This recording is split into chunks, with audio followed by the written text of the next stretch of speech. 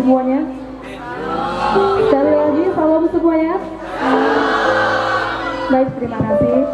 Kita akan memulai acara ibadah pelepasan siswa-siswi kelas 12 pada saat ini. Sebelum jauh masuk di dalam ibadah kita pada saat ini, saya ucapkan selamat datang kepada Bapak Ibu para undangan yang telah datang dan orang tua siswa dari kelas 12 yang didatang pada hari ini. Kita akan masuk dalam acara ibadah kita pada saat hari ini. Saya mengajak semuanya untuk masuk dalam saat teduh. Saat teduh dimulai.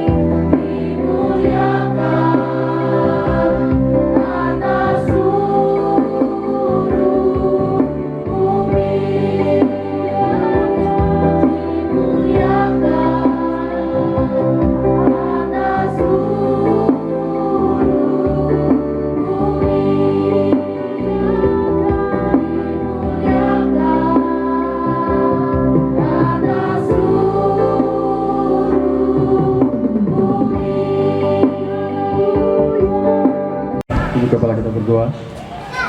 Ya Allah ya Tuhan kami, Allah yang kami sembah, kami puji, kami muliakan di dalam Tuhan kami Yesus Kristus yang adalah Tuhan dan Juru Selamat kami. Kami bersyukur, berterima kasih Tuhan oleh karena pada hari ini berkenan Engkau boleh mengumpulkan kami bersama-sama dengan keluarga besar SMK Kristen Agape Patria Sosok dalam ibadah bersama di tempat ini dalam rangka pelepasan siswa-siswi kelas 12 yang telah berjeripayah berjuang di tengah-tengah lembaga ini sehingga mereka ada di penghujung studi mereka Tuhan. Kami bersyukur, berterima kasih Tuhan. Dan di tempat ini kami hendak beribadah kepada Engkau Tuhan, yang adalah sumber kekuatan, penolong kehidupan kami, bahkan penolong bagi saudara-saudari kami, baik siswa-siswi maupun para tenaga pengajar di lembaga ini. Kami datang dengan hati yang rindu untuk menyembah, memuji, memuliakan Engkau Tuhan. Karena itu kami berdoa kiranya Tuhan Engkau menolong kami, menolong saudara-saudara kami ambil bagian dalam ibadah ini, bahkan kami semua. Biarlah kiranya ibadah ini mengatakan berkat sukacita, bahkan kiranya Tuhan dipermuliakan. Terima kasih Bapa di surga, kami tolak setiap gangguan-gangguan dalam bentuk apapun yang coba mengganggu akan konsentrasi kami, akan jalannya ibadah ini. Kami tolak, patahkan di dalam nama Yesus. Biarlah kiranya turut Allah yang berkuasa di tempat ini, bahkan di setiap pribadi kami masing-masing. Terpujilah Engkau Tuhan. Doa kami meletakkan ibadah kami mulai dari awal, pertengahan hingga berakhirnya hanya di dalam nama Allah Bapa, Anak dan Roh Kudus. Haleluya. Amin. Baik, terima kasih. Saya persilakan duduk kembali.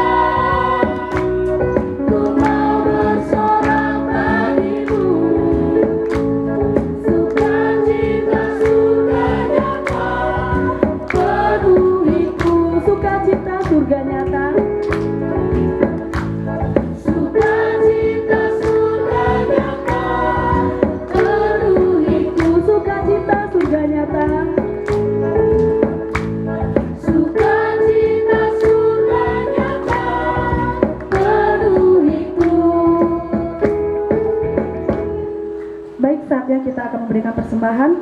Bagi yang menjalankan kantong persembahan, silakan disiapkan.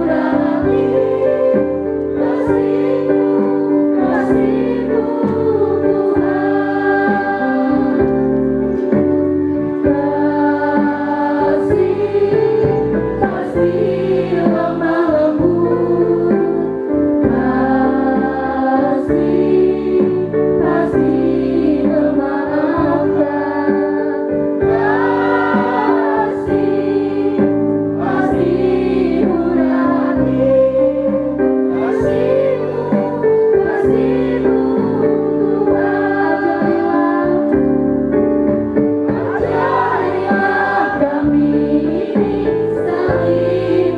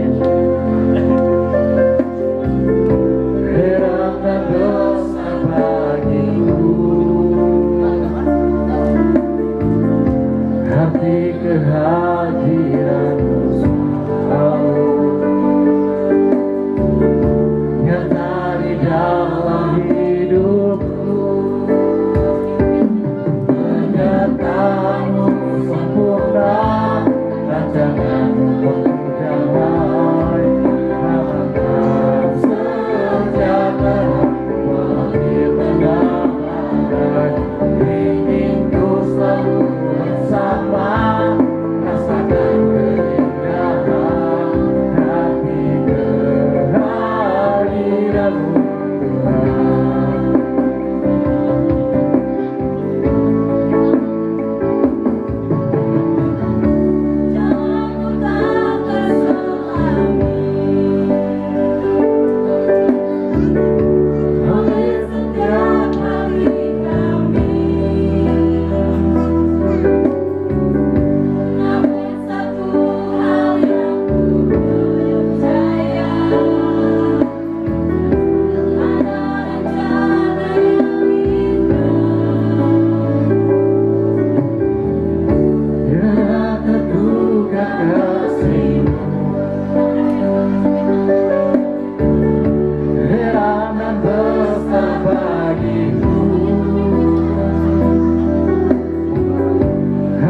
Kehadiranmu selalu nyata di dalam hidupku, penyertaanmu sempurna, rancanganmu penuh damai, rahmat sejahtera walau di tengah badai, ingin ku selalu bersama, rasakan keindahan hati kehadiranmu, penyertaanmu sempurna, rancanganmu penuh damai, rahmat sejahtera walau di tengah badai, ingin ku selalu bersama, rasakan keindahan hati kehadiran Tuhan, hati kehadiran Tuhan. Terima kasih.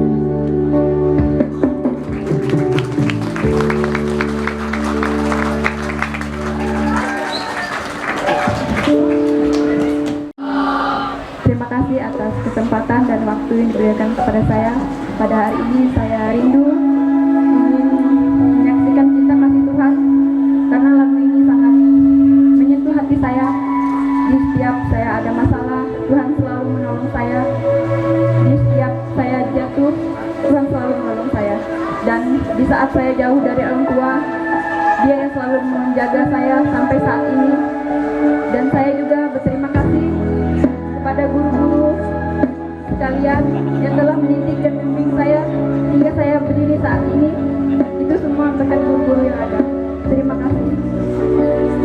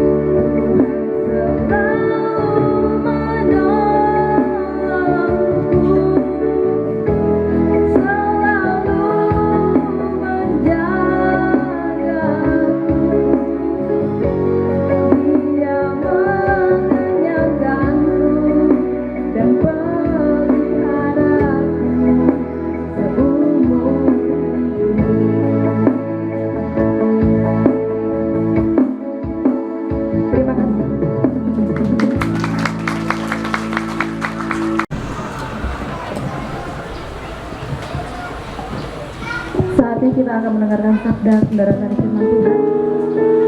Sebelum kita mendengarkan firman Tuhan, kita akan mengangkat pujian waktu yang tepat.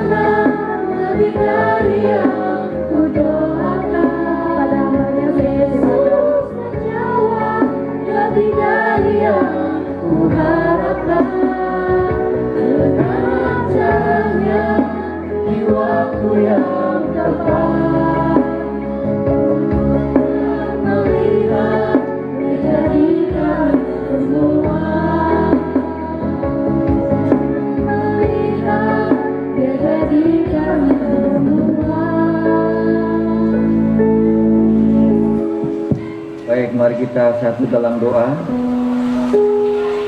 Segala puji, syukur, hormat, kemuliaan patut kami persembahkan kepadamu ya Tuhan, Allah Tritunggal, Bapa, Yesus Kristus dan Roh Kudus. Engkaulah penolong kami yang sejati, yang setia. Di dalam kuasa Engkau saja pengharapan hidup ini kami letakkan, karena di dalam Yesus Kristus dijamin keselamatan yang kekal, keselamatan yang disediakan oleh Allah melalui iman kepada Tuhan Yesus Kristus, sehingga setiap orang yang mengimani bahwa Yesus Kristus adalah Tuhan, menerima janji itu, yaitu keselamatan yang kekal. Oleh karenanya ya Tuhan, setiap kami yang ada di tempat ini, biarlah kami percaya kepada Engkau, percaya kepada Yesus Kristus, karena Engkaulah Tuhan, Engkaulah Juru Selamat dalam hidup kami. Pengharapan kami hanya letakkan kepada-Mu.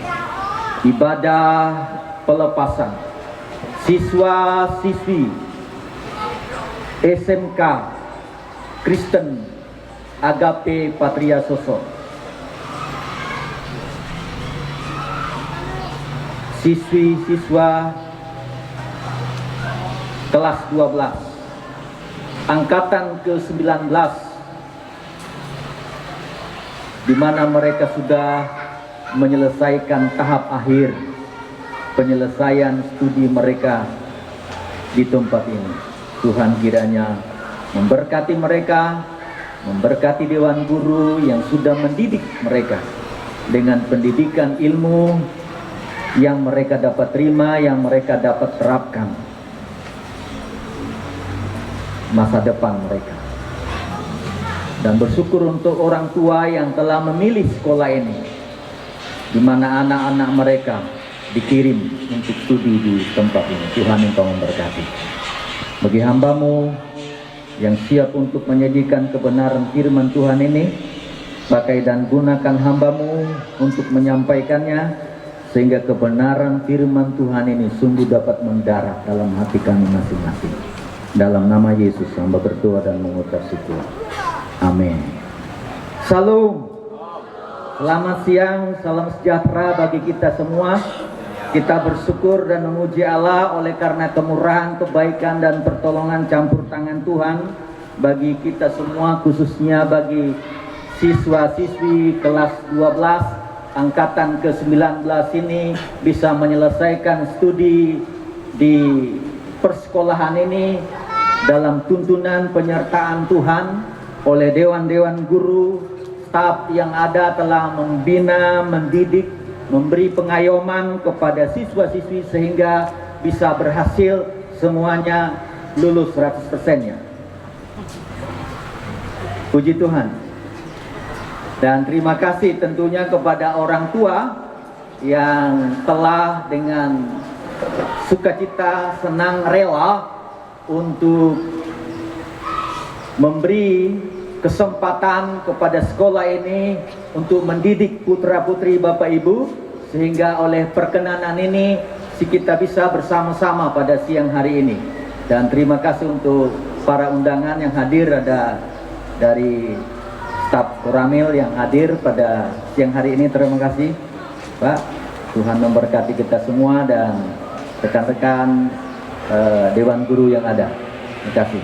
Baik, bersama-sama kita membaca Alkitab. Kalau ada HP yang ada ayat Alkitabnya silakan dibuka. Dan kalau masih membawa buku Alkitab, silakan membuka dan membaca dari penulis Ibrani, yang para pakar teolog, orang-orang teolog berkata sulit untuk menentukan siapa yang menulis surat ini, berita ini, apakah Paulus, apakah Apolos, apakah Silas, dan apakah Lukas, dan apakah yang lain, belum disampaikan. Nanti waktu kita bertemu dengan Tuhan di sorga, nanti tanya sama Tuhan Yesus siapa yang tulis kitab Ibrani gitu. Pasti Tuhan menjelaskan ya kepada kita dan dia tahu siapa yang menulis ini. Tapi yang intinya bahwa yang menerima surat ini adalah orang-orang Yahudi yang sudah percaya kepada Tuhan Yesus Kristus. Karena memang orang Yahudi itu punya ajaran yang turun-temurun, yang sudah diajarkan kepada mereka, khususnya hukum Taurat, yang melekat dalam diri mereka, yang mereka tahu dan mereka paham bagaimana memahami, bagaimana mereka meneliti tentang Allah mereka yang mereka sembah, mereka puji muliakan. Tetapi di tengah-tengah situasi tantangan pada abad yang pertama itu, yaitu kekristenan mula-mula, orang-orang para pendengar ini, yaitu orang-orang Yahudi yang sudah percaya ini, merasa kebingungan dan takut sekali karena emang ancaman yang begitu dahsyat dan berat pada waktu itu, sehingga ada orang-orang yang percaya pada waktu ditangkap, ada yang disiksa, ada yang dipenjara, bahkan mereka ada yang mengalami kematian. Bapak Ibu, kalau kita hidup di tengah-tengah kelompok mereka pada abad pertama pada waktu itu, mungkin juga kita lari terbirit-birit dan mau tinggalkan keyakinan kita kepada Tuhan Yesus Kristus daripada mati dibunuh pada waktu itu kan. Tapi inilah surat ini memberi janji yang luar biasa yang ditulis melalui penulis Ibrani. Maka tema yang diusung oleh Dewan Guru, semua keluarga besar persekolahan SMK Kristen Agape Patria Sosok mengusung dengan tema judul itu keselamatan yang kekal dijanjikan dalam Yesus Kristus bagi orang percaya. Ya, memang bagi orang yang percaya kepada Yesus Kristus bukan saja telah dijanjikan keselamatan itu, tapi sudah menerima keselamatan itu karena percaya kepada Yesus Kristus. Kalau dijanjikan sesuatu yang akan kita terima, tapi ini keselamatan itu telah kita terima pada waktu kita percaya kepada Yesus Kristus sebagai Tuhan dan Juru Selamat secara pribadi, iman kepada Yesus Kristus yang menyelamatkan kita. Sehingga keselamatan yang kekal itu yang dijanjikan itu menjadi milik kita sebagai orang yang percaya kepada Tuhan. Dan bagi mereka yang tidak percaya atau belum percaya kepada Tuhan, janji itu masih dan tersedia bagi mereka. Dan saya harap kita semua di sini sudah menerima Yesus Kristus sebagai Tuhan dan Juru Selamat. Dan itulah sebabnya penulis Ibrani menjelaskan dalam bahagian ini, dalam teks ini dari pasal 6 ayat 9 sampai dengan ayat yang ke-20, karena keselamatan itu ada di dalam Yesus Kristus, maka hidup sebagai orang yang percaya itu ada pengharapan, ada keyakinan, ada ketetapan yang dialami, yang dinikmati oleh orang yang percaya kepada Yesus Kristus sebagai Tuhan dan Juru Selamat secara pribadi. Memang tulisan ini diberi kesempatan kepada orang-orang Kristen Yahudi yang sedang mengalami pengalaman yang pahit. Mereka ada dalam keputusasaan karena memang situasi yang mereka alami yang dapat melemahkan dan mempengaruhi iman mereka sehingga kembali lagi kepada ajaran Taurat mereka. Dan itulah sebabnya penulis Ibrani menegaskan, jangan kembali kepada Taurat itu, percayalah kepada Yesus Kristus, keselamatan itu sempurna. Karena menurut ajaran orang Yahudi, orang yang percaya kepada hukum Taurat meluruskan jalannya untuk masuk ke surga. Untuk masuk surga. Jadi untuk masuk surga mereka harus taat, turut, manut kepada hukum Taurat itu. Tapi Taurat telah digenapi di dalam Yesus Kristus. Maka setiap orang yang percaya kepada Yesus telah dijamin keselamatannya. Tidak perlu lagi kepada hal-hal yang mempengaruhi keyakinan mereka terhadap ketidakmampuan untuk mengandalkan hukum-hukum itu yang begitu berat untuk mereka lakukan. Ada sekian 600 lebih hukum yang mereka harus taati. Kalau satu dari hukum itu tidak tidak terpenuhi, maka keselamatannya tidak akan tercapai. Manalah mampu, ya kan? Tidak mampu. Pak Komandan kita pun saya pikir tidak mampu juga, walaupun latihan berat itu, ya kan? Latihan fisik berat itu kan. Satu saja tidak ditaati, batal. Tapi di dalam Yesus begitu kita mengimani, percaya kepada Dia, maka ada pengharapan iman yang pasti dalam kehidupan kita sebagai orang yang percaya kepada Tuhan Yesus Kristus. Maka perkenankan saya melihat dalam 3 bagian besar dalam bagian ini yang mulai dilihat dari ayat 9 sampai dengan ayatnya yang ke-11. Saya akan membaca ayat-ayat firman Tuhan ini. Tetapi hai saudara-saudaraku yang kekasih, luar biasa. Penulis Ibrani menyapa orang-orang pendengar pada waktu itu saudara-saudara. Kalau kita disapa sebagai saudara-saudara rasanya rasa enak, rasa lega karena kita bersaudara. Bersaudara di dalam Tuhan. Sekalipun kami berkata demikian tentang kamu, kami yakin bahwa kamu memiliki sesuatu yang lebih baik yang mengandung keselamatan.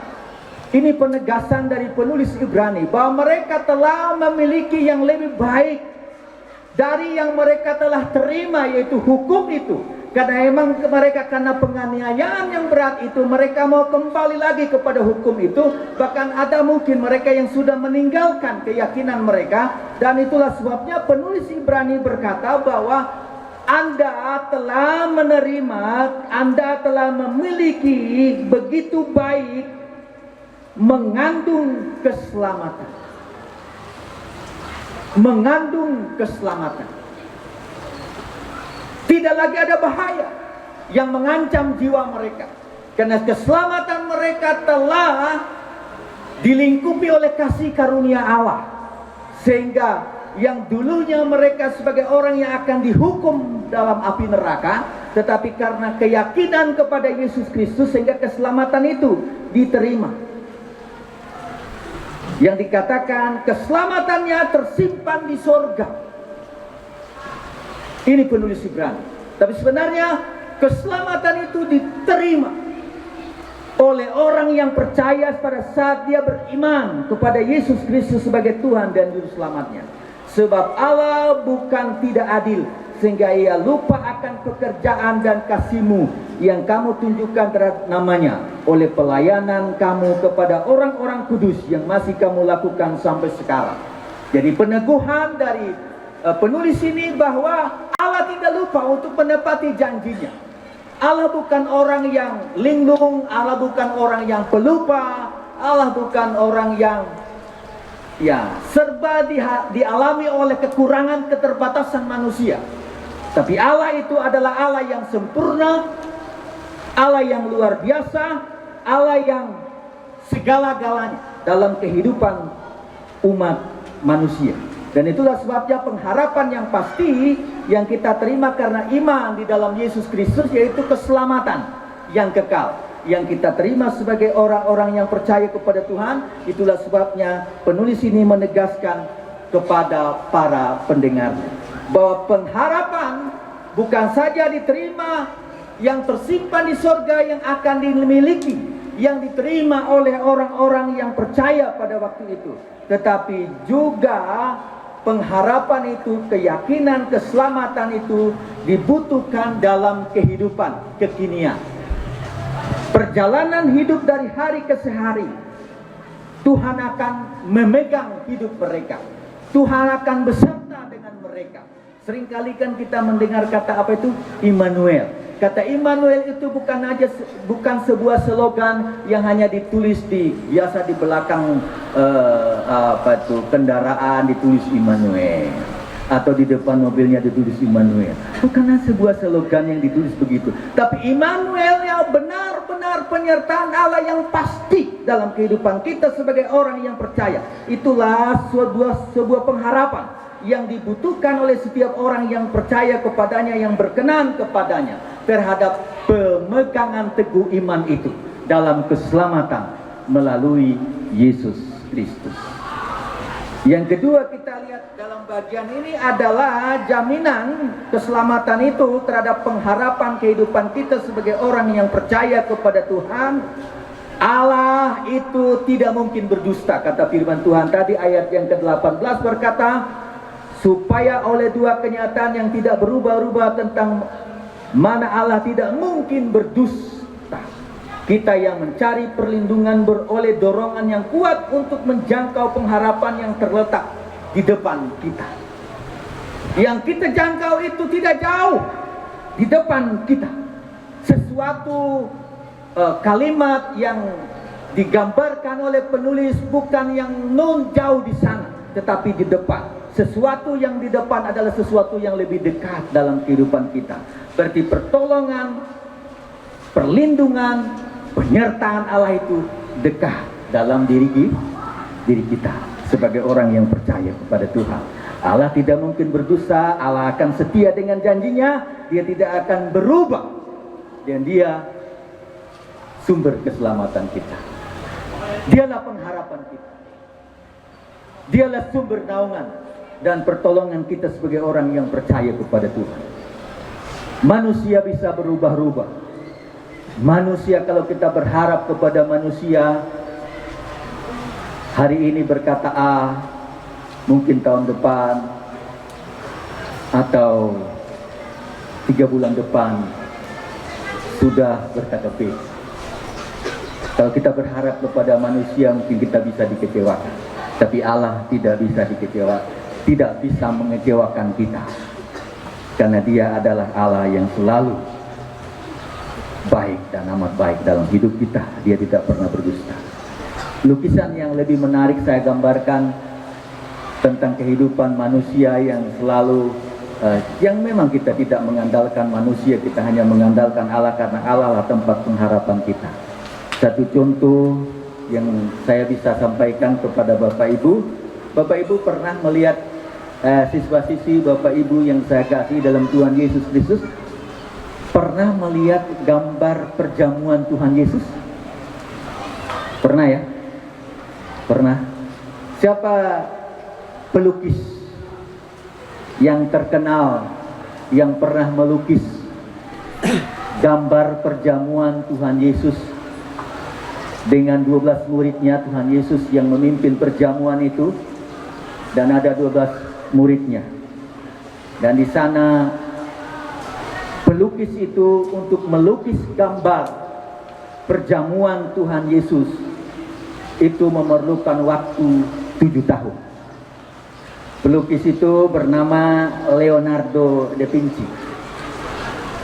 Dia berkebangsaan Italia, dan dia terobsesi bukan aja yang ingin melihat gambaran yang begitu indah menarik, bagaimana dia menggambarkan tentang perjamuan yang dilakukan oleh Tuhan Yesus itu, sehingga dia mau menggambarkannya. Ya, pada waktu dia mulai memikirkan bagaimana wajah raut sebagai seorang figur pribadi yang bernama Tuhan Yesus Kristus.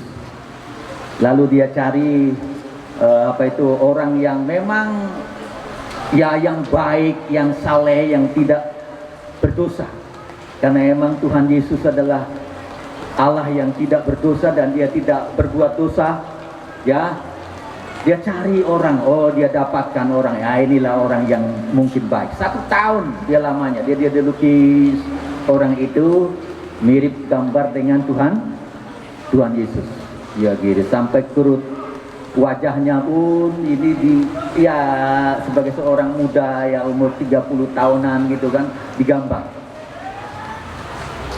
Berikutnya dia mulai cari orang-orang di sekitar di mana di pasar ya, di tempat-tempat yang dia lihat, ini mungkin bisa digambar sebagai wajah Petrus. Ini Yohanes. Ya. Sampai tahun ke-6, hampir tahun ke-7 dari hasil karya penyelesaian karyanya yang akbar itu, yang terkenal itu, saudara bisa buka di YouTube setelah pulang nanti, tanya sama Mbah Google. Di sana tahun ke-7, dia harus menggambar wajah siapa? Yang terakhir, wajah Yudas. Jadi dia carilah, mana ini? Ya karena Yudas ini akhirnya dia pergi ke tempat penjara. Leonardo da Vinci ini pergi ke penjara. Di penjara sana dia dapatkan orang yang paling jahat yang akan dihukum mati. Ya, hukuman terakhir seperti itu ya. Lalu dia jumpa, wah inilah baru bisa diambil gambar sebagai gambar Yudas. Ya, akhirnya dia gambar orang ini, wah udah kumuh, udah lusuh gitu ya, udah ini. Sampai dia gambar memang orang ini nangis, neteskan air mata. Akhirnya Leonardo da Vinci menyelesaikan gambarnya. Lalu dia panggil, dia berlari, beranjak dari tahanan itu, dan dia pergi ke Pak Leonardo. Pak Leonardo, masihkah Bapak ingat saya? Loh, mana saya ingat Bapak lagi? Saya tidak kenal Bapak. Pak Leonardo, 6 tahun yang lalu Bapak menggambar saya mirip seperti wajah siapa? Tuhan Yesus. Sekarang saya digambar sebagai mirip Yudas. Jadi Yesus dan Yudas itu digambar oleh Leonardo da Vinci satu orang. Begitu cepatnya manusia berubah dalam sikap dan perangai. Awalnya dia sebagai orang yang saleh, orang yang baik, orang yang terkenal, menjaga identitas dirinya yang tanpa dosa. Tapi akhirnya dia sebagai seorang apa? Seorang penjahat yang ditangkap dan ditahan. Jadi akhirnya dia meneteskan air. Oh ya begitu. Inilah kehidupan manusia. Jadi pengharapan kita tidak didasarkan kepada pengharapan kita pada manusia. Pengharapan dan keyakinan keselamatan kita ada di dalam Yesus Kristus. Kalau kita berharap kepada sesuatu yang kita harapkan, yang pasti kepada dunia ini, kita akan kecewa. Tapi kalau kita berharap, bersandar, percaya kepada Yesus Kristus adalah sumber keselamatan, maka kita akan memperoleh hidup yang kekal. Kata firman Allah ayat yang ke-19, Allah itu sebagai saus, sebagai jangkar. Keyakinan kita itu kepada Tuhan Yesus Kristus akan menolong kita, menahan hidup dari tekanan, gelombang atau kedahsyatan pengaruh duniawi yang kita hadapi. Kita sanggup melewatinya karena kita percaya kepada Kristus. Mengapa Kristus melakukan itu? Karena dia sebagai perintis, ayat yang ke-20, dialah yang melakukannya dalam kehidupan kita. Jadi bagaimana sikap kita sebagai orang yang percaya kepada Tuhan Yesus Kristus? Nah, ini ada gangguan karena ada hujan, ya, saya akan selesaikan khotbah saya. Ada pengharapan yang pasti bahwa kita memiliki kehidupan yang baik, yaitu kehidupan yang kekal. Kehidupan kita harus berarti. Kita harus hidup dalam kehidupan yang memuliakan Tuhan. Kita meneladani, kata firman Tuhan, meneladani apa yang sudah dilakukan oleh para tokoh-tokoh iman. Wah, ini hujan ya. Dan pada akhirnya kita memiliki pengharapan yang pasti, yaitu hidup yang kekal di dalam Tuhan Yesus Kristus.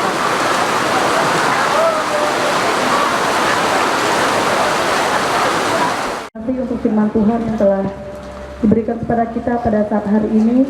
Biarlah itu tidak berlalu begitu saja, bisa kita terapkan dalam kehidupan kita. Baik, kita akan menutup serangkaian ibadah kita di siang hari ini. Sebelum kita masuk di dalam doa penutup yang nanti akan dipimpin oleh Pendeta Oni MPDK, kita akan mengangkat pujian Sungguh Indah.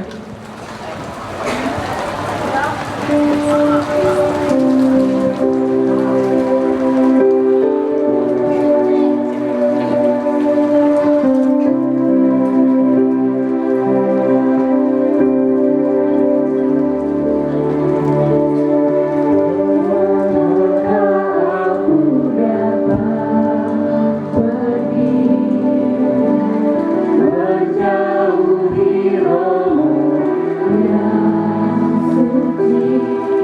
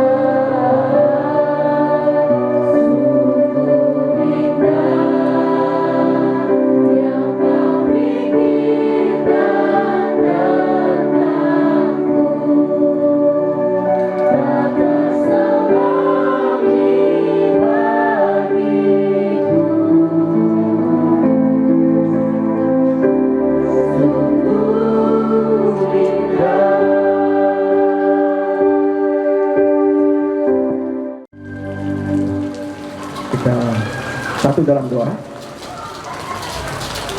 Terpujilah Engkau ya Tuhan, Allah yang mempunyai segala sesuatu di dalam kehidupan kami. Allah yang mengadakan segala sesuatu, yang memberikan segala sesuatu bagi kami. Terlebih ya Tuhan, Engkau telah mengaruniakan iman bagi kami, percaya menerima Sang Juru Selamat yang pasti di dalam Kristus. Serangkaian jalannya acara ibadah, pengucapan syukur dan pelepasan kelas 12 angkatan ke-19 tahun ajaran 2022-2023. Dengan pertolongan Tuhan, ibadah ini boleh terlaksana. Kami boleh menikmati kekuatan yang baru karena kasih yang limpah yang Tuhan sudah curahkan di dalam hati kami yang paling dalam, sehingga kami boleh meluapkannya lewat pujian kami, lewat doa kami, lewat persembahan kami, bahkan firman yang sudah kami dengar. Kiranya juga akan menguatkan kerohanian kami mengiring dan mengikut Tuhan sampai akhir hidup kami. Kiranya ya Tuhan, Engkau memberikan pengalaman demi pengalaman mengikut dan mengiring Tuhan dalam perjuangan kehidupan kami.